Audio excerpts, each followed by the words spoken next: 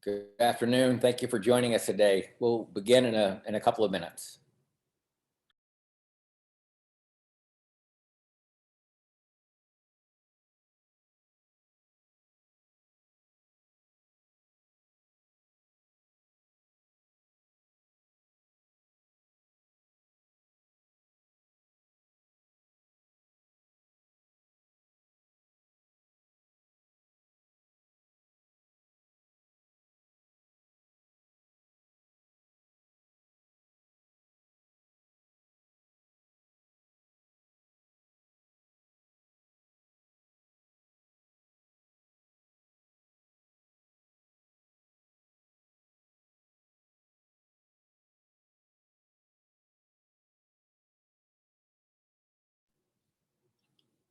Good afternoon again. Thank you for joining us. We'll begin in about 1 minute. Some people are still coming on.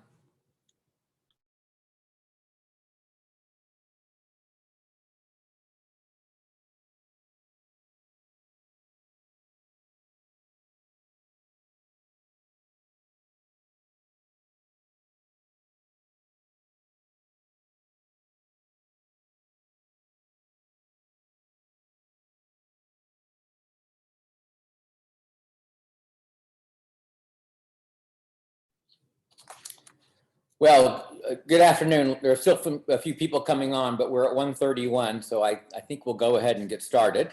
I'm Jeff Osborne, the Provost and Vice President for Academic Affairs here at the College of New Jersey. And thank you very much for coming to this afternoon's annual Gitenstein-Hart Sabbatical Prize lecture.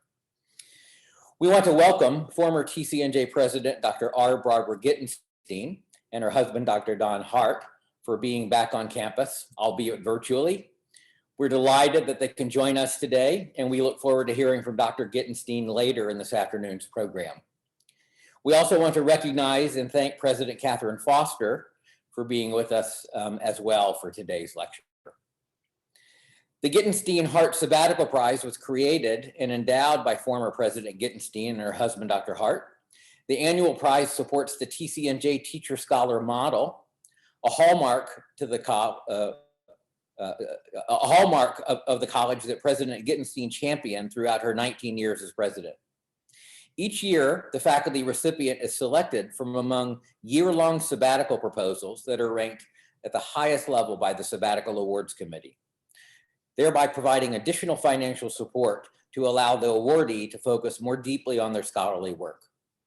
Speaking as a provost and as a former dean, each of TCNJ's academic administrators joins the faculty in expressing our appreciation for recognizing meritorious research and the powerful ways in which faculty scholarship contributes to the exceptional undergraduate education here at the college. We thank Dr. Gitenstein and Dr. Hart for their generosity in endowing this highly impactful award. At this time, I would like to introduce Dr. Matthew Bender, Professor of History and President of the Faculty Senate, to give a few remarks from the faculty's perspective and to introduce today's speaker. Dr. Bender himself was the recipient of the Gitenstein-Hart Sabbatical Prize for 2016-2017. Professor Bender. Thank you, Provost Osborne. On behalf of the Faculty Senate, I would like to welcome everyone to today's annual Gitenstein-Hart Lecture. I would like to give an especially warm welcome to former President Dr. R. Barbara Gitenstein and Dr. Don Hart. On behalf of the faculty, I cannot thank you enough for your generous support of faculty scholarly work at the college. I am pleased to introduce today's speaker, Dr. Deborah Hutton, the fourth recipient of the Gitenstein-Hart Prize. Dr. Hutton is Professor of Art History in the Department of Art and Art History. She holds BA degrees from Penn State University and MA and PhD degrees from the University of Minnesota. Her research explores art made for the Muslim courts of South Asia between the 16th and early 20th centuries. She has written numerous articles and book chapters, and she has several authored and edited books. Her book, Art of the Court of Bijapur, published by Indiana University Press in 2006, won the American Institute of Indian Studies Edward Cameron DeMock Prize in the Indian Humanities. She co-authored with Dipali Dewan a book entitled Raja Deen Dayal, Artist Photographer in the 19th Century India. And she co-edited 3 books with Rebecca Brown. Asian Art and Anthology, Blackwell Companion to Asian Art, and Rethinking Place in South Asian and Islamic Art 1500 to the Present. Beyond these publications, Dr. Hutton has given numerous lectures and academic talks, curated museum exhibits, organized symposia, and been highly involved in the South Asian Studies scholarly community. She has brought her passion for South Asian studies to the campus as well through her innovative courses and deep commitment to global education. Dr. Hutton's talk for today is entitled Pursuing a More Global and Ethical History of Art. It stems from the project for which she received the Gitenstein-Hart Prize, the co-authoring of a global art history survey book. The first new art history survey book to be published in the 21st century, it will be released this July. In her scholarly pursuits and commitment to serving the TCNJ community, Dr. Hutton embodies the very best of TCNJ's faculty. I am pleased to welcome her. Dr. Hutton. Thank you, Matt, for that very generous introduction. I would also like to offer my sincere thanks to Dr. Gitenstein and Dr. Hart for their generous endowment that makes the Sabbatical Prize possible. What TCNJ strives to do is ambitious at the best of times, and the degree to which the college succeeds is because of the dedication of people like Dr. Gitenstein and Dr. Hart, whose commitment is exemplified through the years of their service, as well as this prize. So Dr. Gitenstein, Dr. Hart, thank you. As I said, what we try to do is ambitious at the best of times, and this past year has been far from that. I think we would all agree. So I also want to take a moment to thank everyone who helped put this lecture together, this event together, and everyone who's taken the time to watch today. Now, if you would humor me, I would like to start off with a poll. So let's see if I can do this.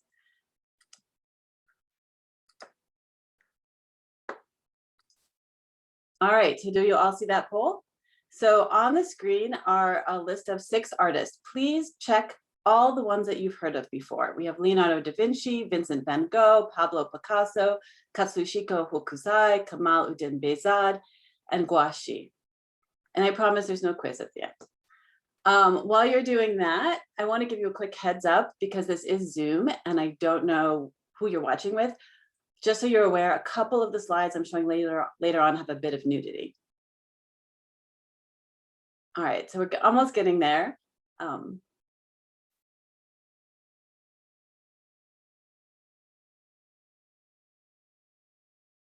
right, so we are up at 94% have voted. Okay, so I'm going to end the poll and share the results. And so you can see here that, can you all see that?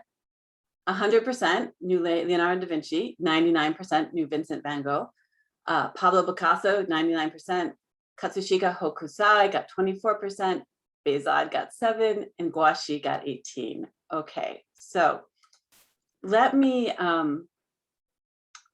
now share my screen. It's going to take me just a second to do this. All right. So I ask that poll question fairly often when I give talks like this, and the results are always similar to what we just saw. Whether you're an art aficionado or your art exposure is limited to that one time you walked slowly in front of a museum on your way to dinner, you've undoubtedly heard of the first 3 artists on that list. And even if you're actively involved in the arts, it's rare that you know all 3 listed in the second half. That this is the case wasn't inevitable. It's not the natural order of things. The quality of their art did not will this state of affairs into being. In fact, only, 17% of you recognize Hokusai's name, but if I show you his most famous work, I bet most of you have seen it, yes. My point is that the reason why we know some of these names and not others is because of the work that art historians do, whose art they choose to amplify, whose stories they choose to tell. In short, art history matters. It shapes who we think of as artistic geniuses, where we locate progress and creativity, which cultures and ethnicities we celebrate as having contributed to the greatness of our world, and which ones we don't. And I perhaps don't need to point out that the artists everyone knew were white Europeans. The two primary ways in which art history is disseminated beyond specialists to a more general public are through art museums and through introductory art history survey courses, along with their corresponding textbooks. And you see examples of each on the screen. This is why when an editor from Thames and Hudson Publishers approached me about joining a project to create a new, more global art history textbook, I said yes, even though it was a new direction for my scholarly work. Okay.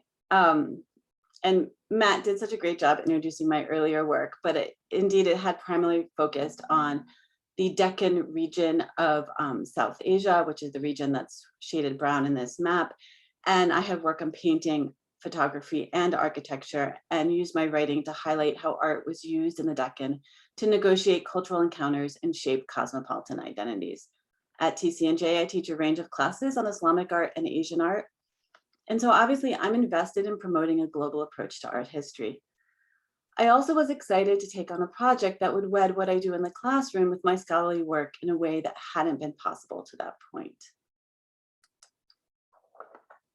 Over the 5+ years we've been working on the project, it's changed quite a bit. So currently there are 2 phases to my work with Thames and Hudson. Phase 1 is a massive global art history survey textbook with 74 chapters, about 1,250 pages in total.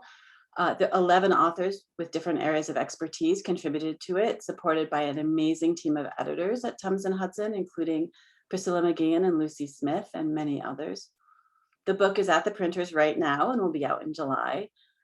I was responsible for writing the chapters on South Asian and Southeast Asian art from prehistory to the present, as well as Islamic art from North Africa, West Asia, and Central Asia from the 7th century to the present. I co-authored the book's introduction with Deneen Lee, and Jean Robertson and I served as co-lead authors on the project, which meant we assisted with the editing of all 74 chapters, co-authored the part openers, and coordinated vocabulary throughout the volumes. Phase 2 of my work is a standalone Asian art textbook, which I'm co-authoring with Deneen Lee. It's not shown on this slide because we don't have a cover design yet. You're seeing the beautiful covers from the global volume here. We're currently at the editing and revising stage, and that will be published in fall 2022.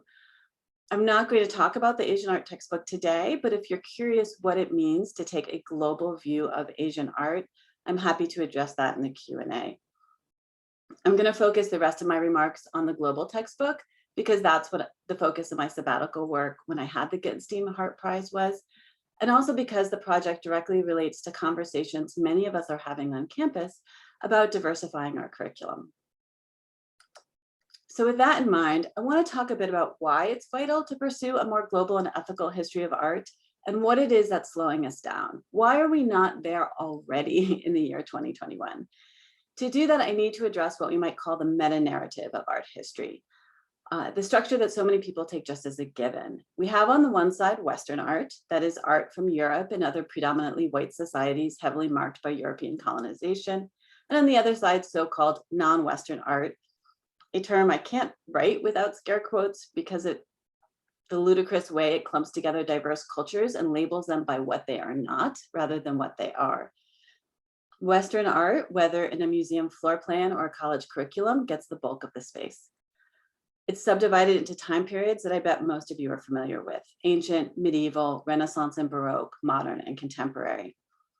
The rest of the world is divided geographically: Asia, Africa, the Americas, and Oceania. And then there's Islamic art, the one category classified by religion rather than region or time period. The structure is problematic in a number of ways. First, it assigns change over time as the fundamental characteristic of Western art and stasis as the dominant characteristic of the rest of the world's art. That's why you'll hear an artwork from, say, Bali or the Navajo Nation described as either authentic or inauthentic, but you'll never hear an artwork from New York described that way. Because if your primary characteristic is change, you can be anything, and hence you get to claim the mantle of progress. Second, it creates false equivalencies that overemphasize the West. It suggests, for example, that European medieval art is somehow equivalent to all of Asian art from prehistory to the present, when in fact, what we commonly think of as Asia is comprised of 3 regions: East Asia, Southeast Asia, and South Asia, each equivalent to Western Europe in terms of size and diversity. And each of these regions has a medieval art period of its own that's a more apt equivalent to medieval European art. Now, when I point out the overemphasis on Western art, the most common response I get from very well-meaning people is, well, of course we focus on Western art. It's our heritage. In other parts of the world, I'm sure they focus on their art. There are a couple of ways to unpack this line of thought, but let's linger on the phrase our heritage for a second. Who is the R here? Art history survey courses in the US don't focus on American art. The bulk of an art history survey course, as well as the larger department curriculum, focuses on European art. And even when American art is discussed, mostly in relation to 19th and 20th century art, it's done in specific ways. Survey textbooks did not contain a single example of a work by an African-American artist until the 1906 publication of Jansen's History of Art, and by a Native American artist until 1995. The R heritage being referenced here, to put it bluntly, is white heritage. To take it a step further, it's white heritage filtered through the lens of a modern invention, namely the very idea of the West. No people in the ancient or medieval world would have understood themselves as part of or outside of something called Western civilization. Many scholars much smarter than I have laid out the arguments for Western civilization being a myth. I recommend the work of the philosopher Kwame Anthony Appiah if you aren't familiar with it already. And I'm showing you one article by him here. For the sake of time, I'm just going to give you one example of how quickly the category of Western art falls apart if you think about it logically. Egypt. Ancient Egyptian art, key part of the Western art canon. Later Egyptian art, post the arrival of Islam, is excluded from that canon, even though if you actually look at the art, that later art has far more in common visually and conceptually with what was going on in Europe at the same time compared to ancient Egyptian art. The category of Western art only makes sense when you consider what was going on in the world when art history was taking shape as a modern discipline, which was in Europe between the late 18th and late 19th centuries, and so namely imperialism and the rise of the nation state. The categorization was in many ways less about the actual art and more about what those constructing the field wanted to claim as part of their heritage and what they wanted to see as other. And this hegemonic structure was deliberately replicated in settler colonial societies like the United States. In 2020, when Yale University announced it would replace its Western Art Survey course with something else, critics in the Wall Street Journal in particular, decried the decision as an embrace of identity politics over core intellectual knowledge. But in fact, identity politics has always been a part of art history. It's whose identities we recognize as core that's finally shifting. In any case, whether we seek to study our heritage, however we define that, or someone else's, to see art history as only the study of some great heritage is to sell it short. A truly global and ethical history of art has so much more to offer. For me, the value of art history is how it can make us quite literally see the world in new ways that build empathy and creative problem-solving skills, how it teaches us to discern between fact, reasoned analysis, and opinion, and to recognize that things that we think of as universal truths are in fact culturally constructed. Let me give you a specific example. Let's take the example of mimesis in art, or more specifically, the attempt to represent the experience of being in the three-dimensional world in a two-dimensional image. Now, there's no reason why mimesis should be the primary objective of image making. Art can fulfill many functions. But in any case, when we think of realism in painting, we most commonly think of linear perspective. That is, orthogonal lines converging on a vanishing point, as you see here, coupled with highlighting and shading as if consistent from a single light source. And together, these things create the illusion of depth or space as seen from a fixed point of view. And we see that here in this exquisite fresco by the 15th century Italian Renaissance artist Perugino. And the Renaissance is when the system was developed. Linear perspective is also often framed in art history as a crucial discovery. And it is crucial, it's brilliant, but it's better understood as an invention, as one answer to the problem rather than the answer to the problem. When we frame it that way, we are open to the idea that other artists and other cultures develop different answers to the same problem. In 15th century Herat, in what is today Afghanistan, the artist Kamal Uddin Behzad, whose name maybe you'll recognize from the earlier poll, he got very few votes, sadly. He produced manuscript paintings like this one. The painting is on the right and you see a detail of it on the left. The painting is quite tiny, smaller than a piece of notebook paper. The finest details require the use of a paintbrush made from a single squirrel hair.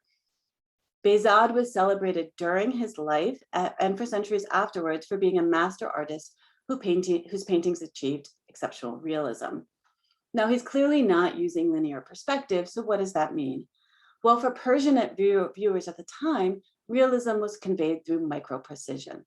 Every tile, leaf, and flower is depicted with as much detail as possible, as if you were there and could walk up and touch it. It was a way of viewing that incorporated movement, the idea that you don't encounter space from a single point, but rather move through it with your eye continually refocusing from thing to thing to thing.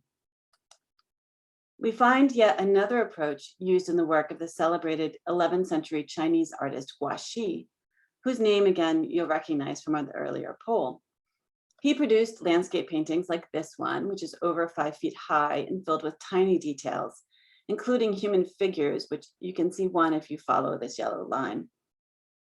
The painting was intended as a substitute for the actual experience of visiting a landscape for those periods when you were too busy with work, something we can probably all relate to right about now. As the artist himself wrote, "Without leaving the mat in your room, you may sit to your heart's content among the streams and valleys."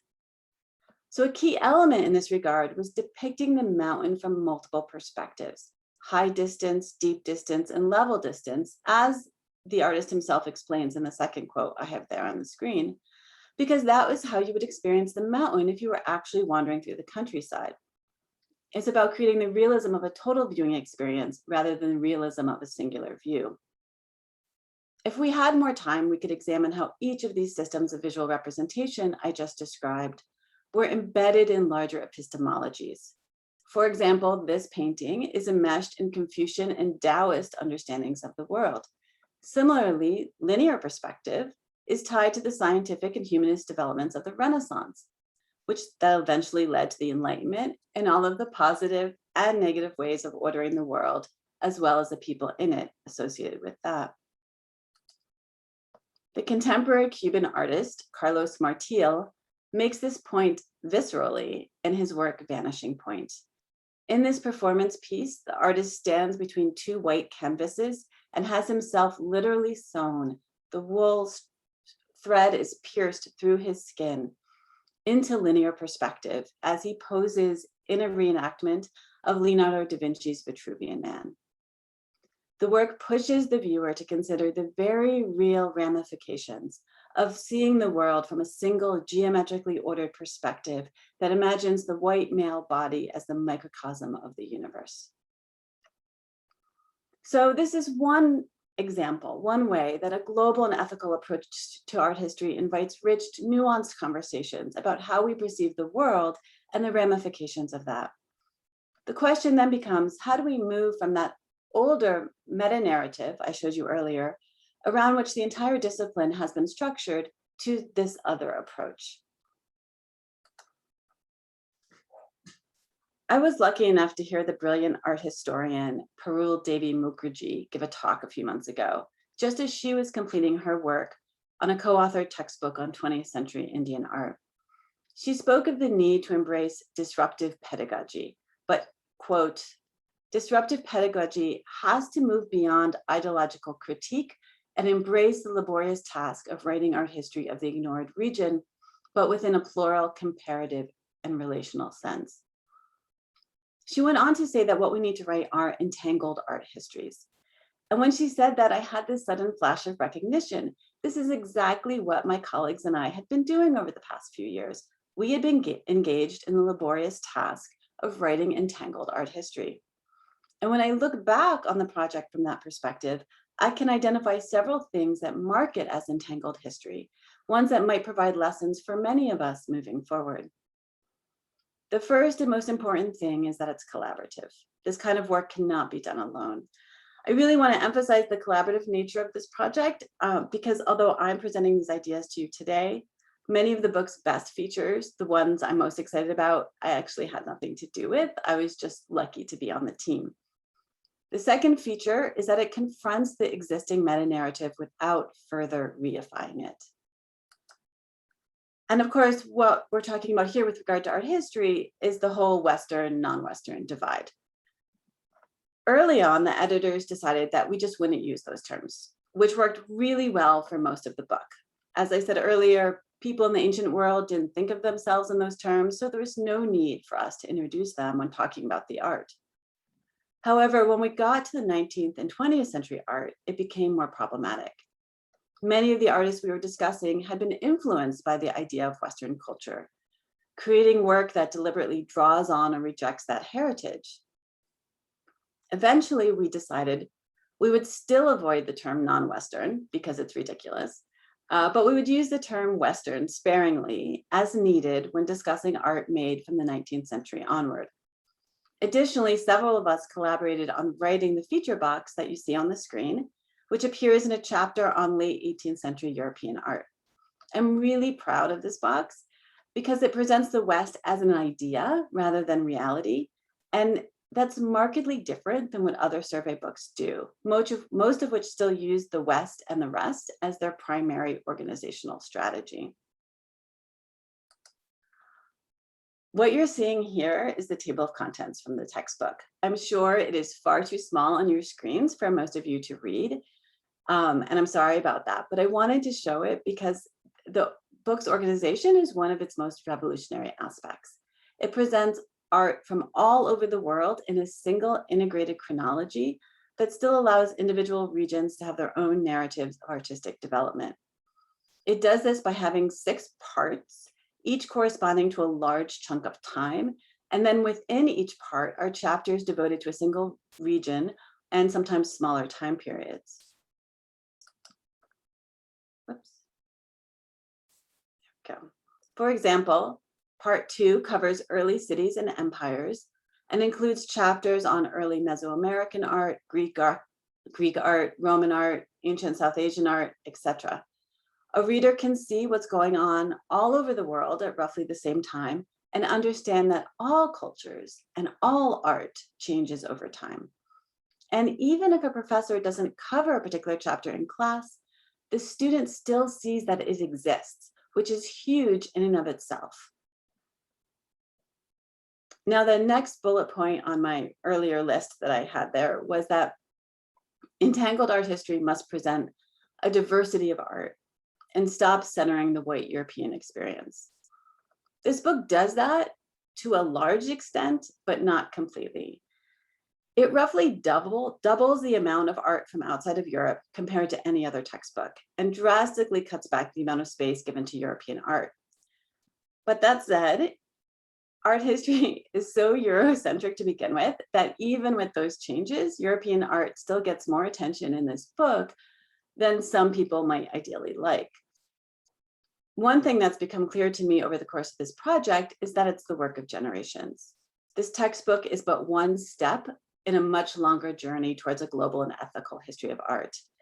And at any one step, we can't get too ahead of where the art history professorate at large is, because what's the point of writing a textbook that no one's going to use? So some compromise has to happen. At the same time, it's important to model the potential of a truly global art history. And the book's introduction does that beautifully, I think, if I can say that. It uses 17 objects to introduce the fundamentals of art historical inquiry. But it also showcases the full diversity of our world's art with examples from a range of time periods, from prehistory and ancient to contemporary, from a range of locations, Sri Lanka, Papua New Guinea, Germany, and Azerbaijan, just on 4 pages, a range of artistic mediums, sculpture, architecture, photography, textiles, as well as, of course, painting and even stained glass. For people who worry that you must sacrifice something, whether that's quality or rigor or clarity when you embrace diversity, this introduction proves otherwise. In fact, some of the best feedback we've received on the book was from one of the instructors who's piloting the book. The book's being piloted right now at many institutions. And she said her students showed up for class on the first day, excited to discuss the introduction, and that's never happened to her before. The book models the full potential of global art history in other ways as well. In between some of the chapters are features called Seeing Connections. These two-page spreads focus on moments of cross-cultural connection, like the movement of objects through trade, or on thematic connections like this one, The World in Perspective, which discusses the use of perspective in a somewhat similar way to what I did earlier today. What's important about these is that they present cross-cultural comparisons without placing cultures in competition with one another. There's no center, no periphery. And this is a key departure from the traditional meta-narrative of art history, which is embedded in the idea of nationalism and the ranking of civilizations that comes out of imperialism and settler colonialism. Building on that point, one of the things I found most fascinating throughout the process of our project is learning just how much of our history's vocabulary and rhetorical conventions serve to normalize these types of hierarchies. Therefore, part of the work of writing entangled histories has to be parsing on a granular level the language that we use. This means sometimes deciding to avoid certain words altogether. We don't use the word civilization at all. Sometimes it's replacing a term with something else. So using polytheistic rather than pagan. Sometimes it's about expanding a definition of a term so that it's more inclusive. Modernism is a great example of that. Other times it's about making sure we refer to different groups of people in equivalent ways. For example, rather than saying the Normans defeated the Muslims to gain Sicily, say the Normans defeated the Fatimids to gain Sicily. Now, I know this kind of thing may seem nitpicky, academic nitpicky to the ends, but the effect of these small changes repeated over 1,000+ pages is major. It allows us to view the metaphorical mountain from multiple perspectives. Finally, my last point on my little list here is that doing this kind of entangled art history writing is messy and, like threading a needle, difficult to get right on the first try. With what's left of my time, am I doing okay? I'm doing okay. All right. I would like to talk a bit about one particular chapter, the one I was most excited to write and the most nervous about. It's a chapter that covers North African, West Asian, and Central Asian art from 1800 to the present. And I'm showing you a couple of pages from it here. Art from this particular time period and region is not covered in any existing general art history survey book. It's not even covered in any Islamic art textbooks. I was starting with a blank slate. There was no canon. Therefore, whatever I chose would be seen as an attempt at canon building, whether or not that was my intent. No pressure. A lot of pressure. And to add to the pressure, this is a pretty eventful period in the region's histories. A lot happened. And moreover, our collective view of it is colored by the heady mix of Orientalism and Islamophobia that flourishes in US foreign policy and popular media alike. So my quandary was, how do I introduce readers to the complexities of the many political, social, and artistic developments of the period using only 16 artworks and 6,000 words? In the end, I think I did a decent job. There are parts I feel really good about. It's exciting to see these artworks in a survey textbook. And there are a few other parts that I'm a bit more apprehensive about. For the sake of transparency, because I think honest conversations about our scholarly work are important, I'm going to show you one of each. So how to address gender in the chapter was one sticking point, but not perhaps for the reasons that you might think. You see, I've found that art historians with very good intentions love to highlight the work of contemporary female artists from Muslim countries, and that's great. But unfortunately, how they talk about the work is often reductive and just ends up reinforcing stereotypes about Islam that don't reflect the artist's lived experiences. With that in mind, I wanted to choose artworks whose intersectionality could not be ignored or misread. One such work, which you see at left, that I ended up choosing, is by the artist Lala Assadi. In her photographic series, Les Femmes de Maroc, Assadi recreates celebrated French Orientalist paintings, in this case, Ingres Le Grand Odalisque, which you see at right. She makes pointed changes, such as writing in henna on every single thing, including the model, in the image. She does this before she takes the photograph, as a way of commenting on both traditional gender roles in Morocco, as well as the legacies of French colonialism and Orientalism, and how those constrict Moroccan women. So I think in this case, my choice works well. In a section on art and conflict in the chapter, I decided to include a monument made for Saddam Hussein in the mid-1980s. I'm showing you part of my chapter at left and details of the monument at right.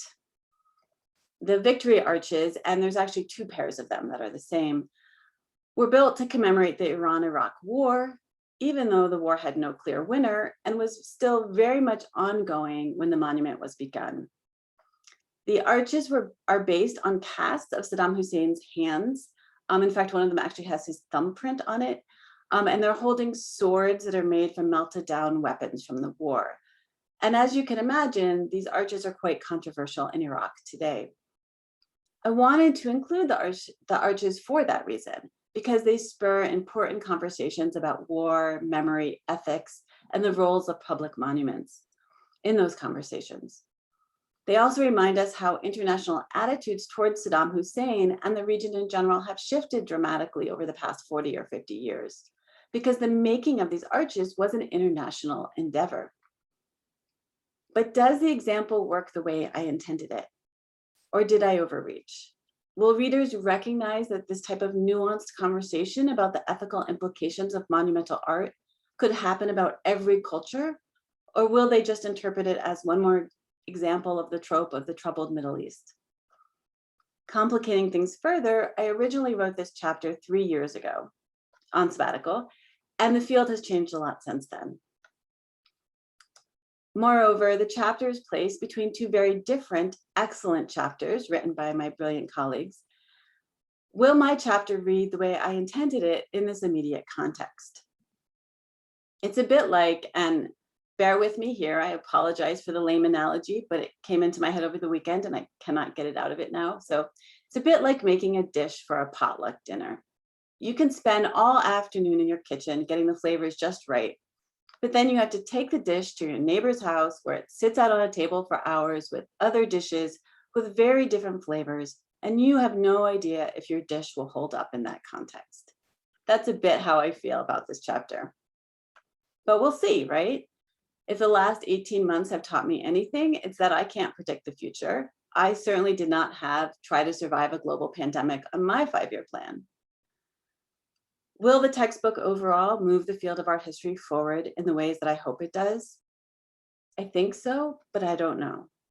What I do know is that the lessons I learned from this project have shaped me as a teacher scholar. It's highlighted for me the vital role that art history has to play in our quest to make higher education more global, ethical, and inclusive. And for that, I am profoundly grateful. And with that, I'll end my remarks. Thanks.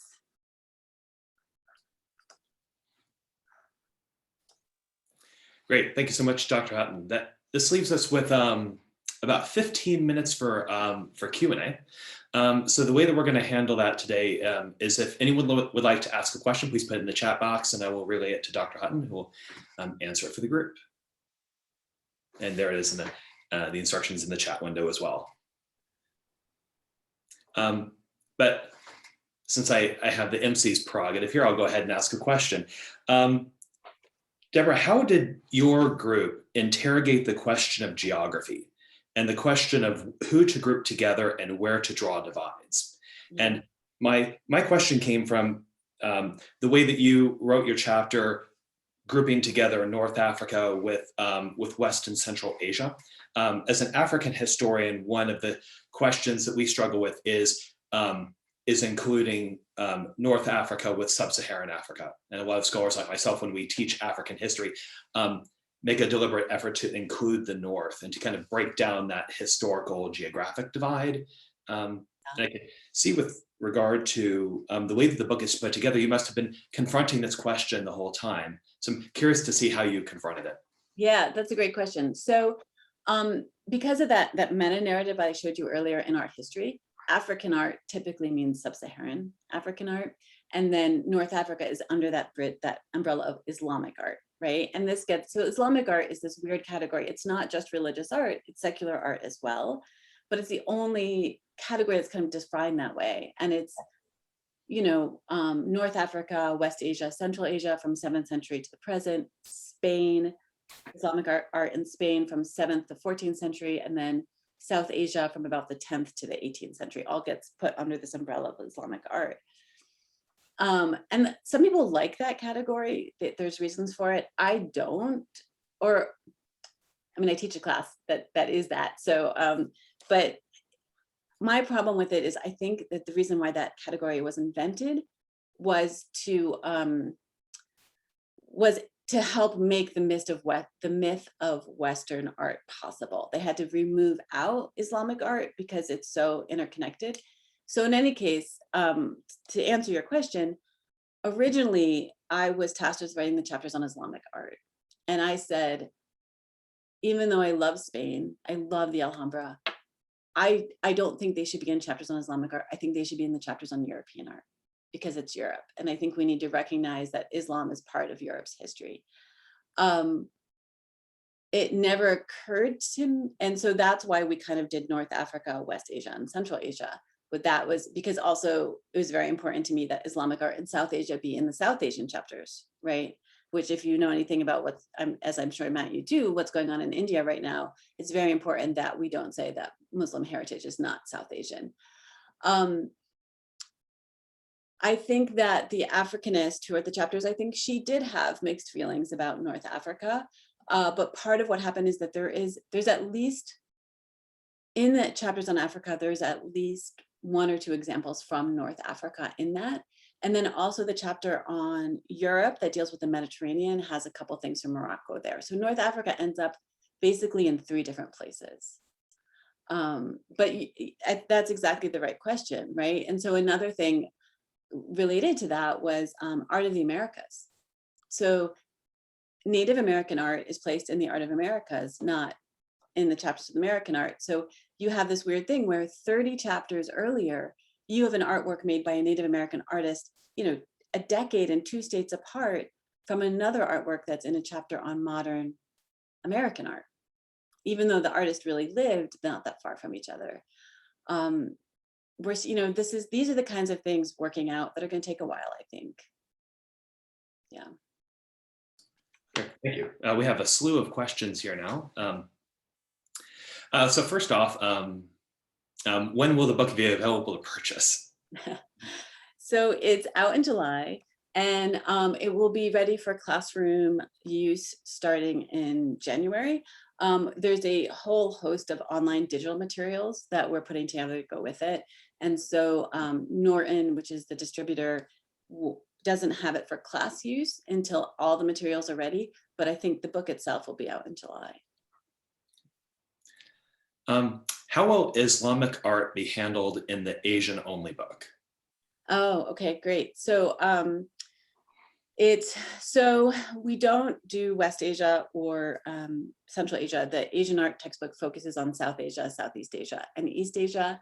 And it gets introduced when in a chapter on the 10th to 14th centuries.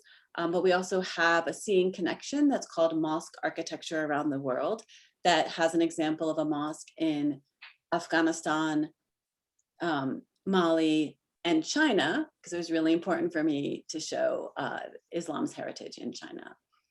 So, yeah. Thank you. This is from President Foster.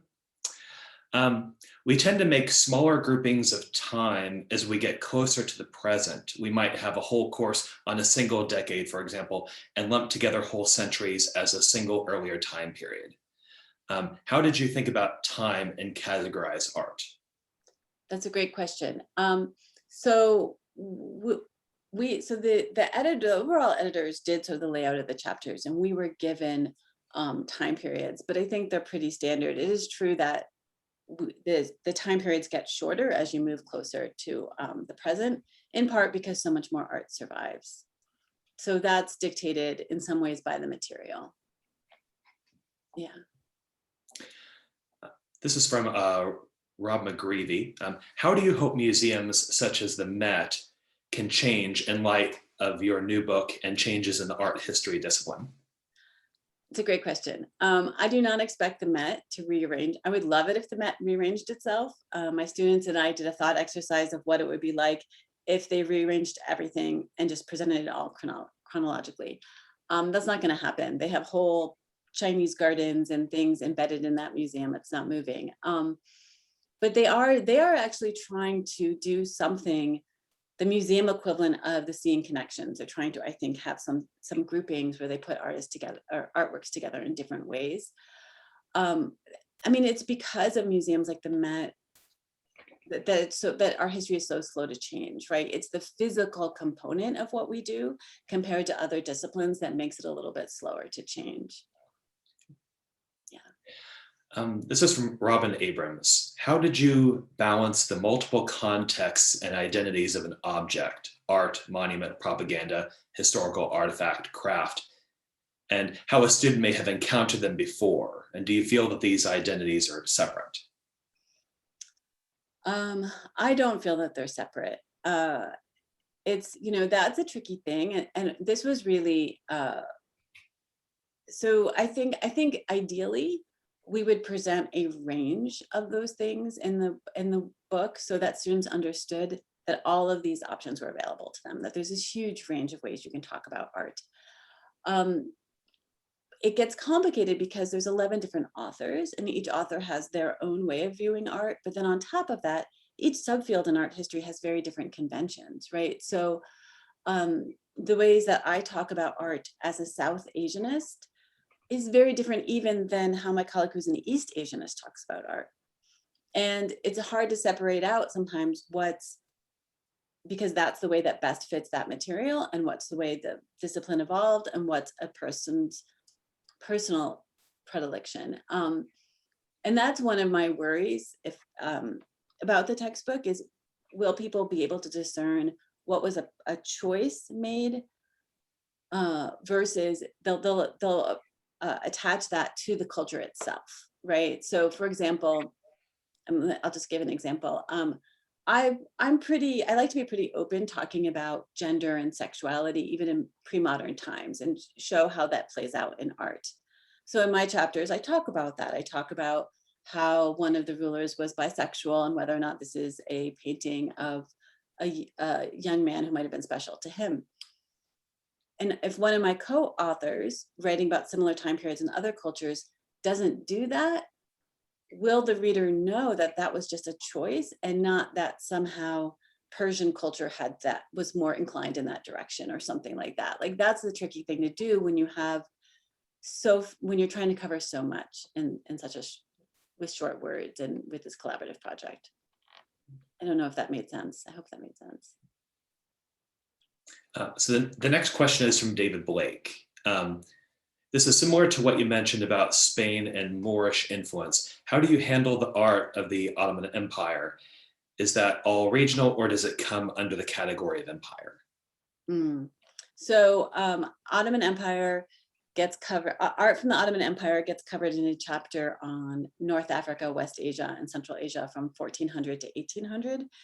And I had about four works of art to cover all of the Ottoman Empire. So I went pretty much with the classics in that one, which are all basically produced around Istanbul. So it doesn't kind of,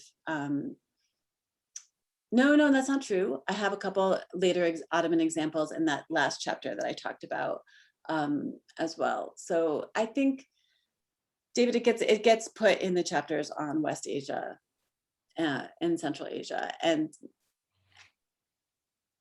but I do, I think, discuss in the chapter that Ottoman art is just as close to what's going on in Italy at the same time as it is in other parts of the Islamic world.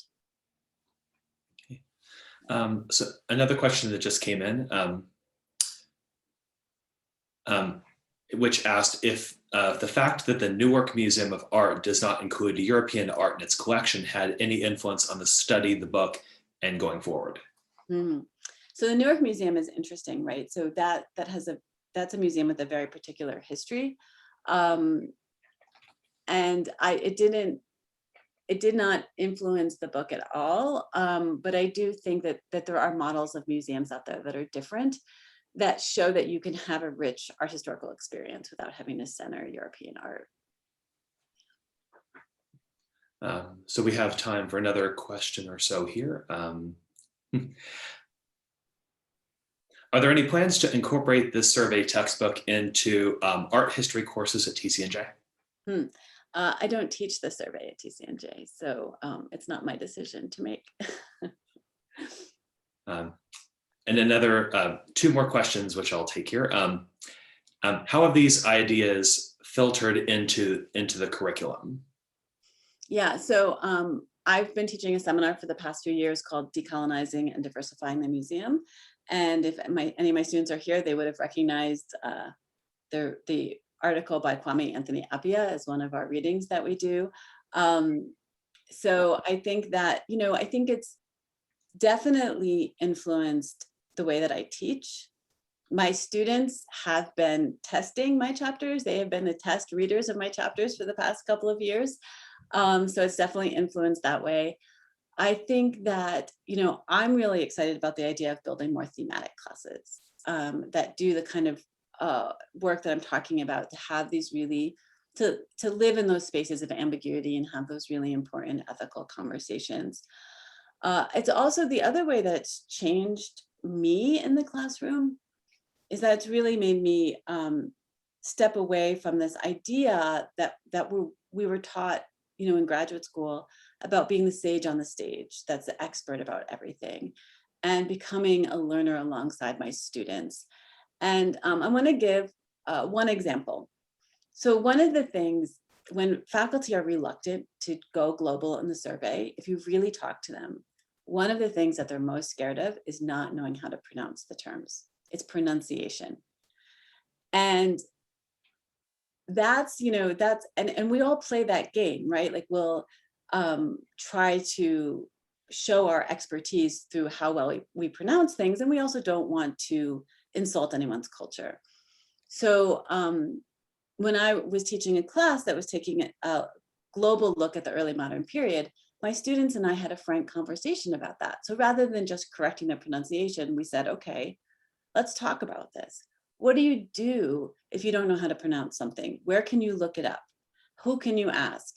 If you can't find out, or if your clumsy tongue just can't make the words right, what is the most gracious way of handling that? And we had that conversation, and I feel like that's a much different than way of handling it. That, global art history is only scary and overwhelming if you're stuck on the idea that you have to be the expert. If you're willing to learn alongside your students and be honest about your own education and where you are and what needs to happen, it's actually exhilarating, right? It's problem solving based learning. It's like, hey, here we have this. How do we get here? Let's all go on that journey together. And I think that's the lesson that's changed more than the classes I teach, because there's a lot of pressure on me to teach certain classes. So. Thank you so much. I do need to pivot back to Provost Osborne. For those of you who had questions that were not answered, I'll forward them to Dr. Hutton and she can email you directly. If I could ask for a round of applause from everyone for Dr. Hutton. Thanks.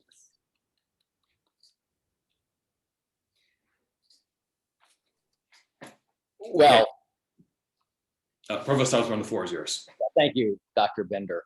Wow. Thank you, Dr. Hutton. That was an invigorating and an inspirational presentation.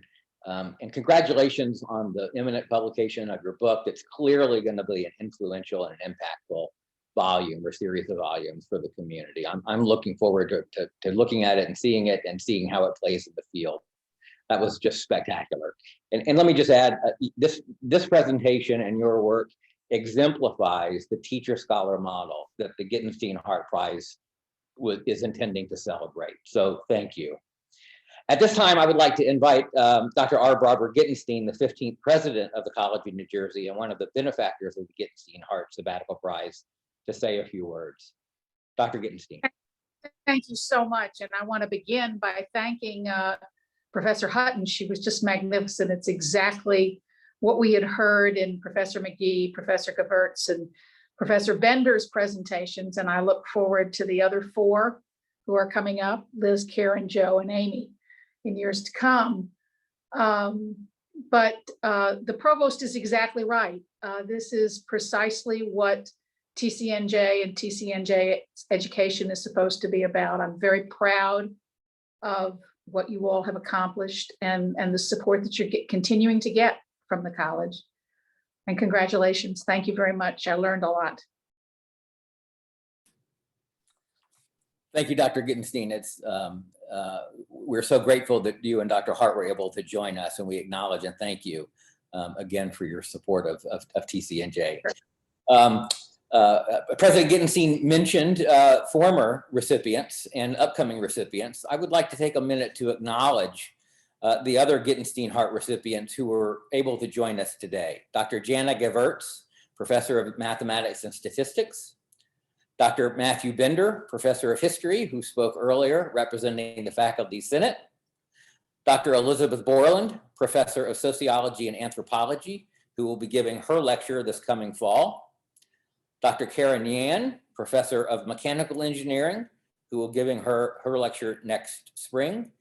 And Dr. Joseph Baker, Associate Professor of Chemistry, who is currently on sabbatical leave and is joining us for the lecture today.